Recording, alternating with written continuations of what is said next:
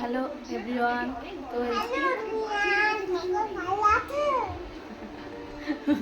নিজে নিজে বলছি, এইমাত্র আসলাম বাড়িতে,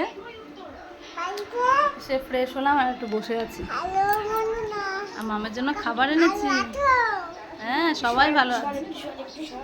কি খাচ্ছ তুমি? পড়ে যাবি তো। আয় দিঘা, আসো। সুখ নাই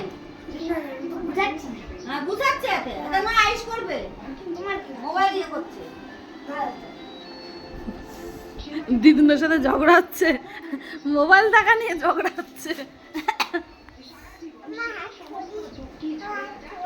এখানে বসো না, এখানে বসো। তুমি কি খাচ্ছ? কি খাচ্ছ? এটা কি বলে দাও, কি?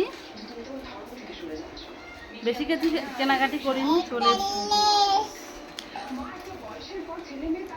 চলো টাটা করে দাও, গুড নাইট করে দাও।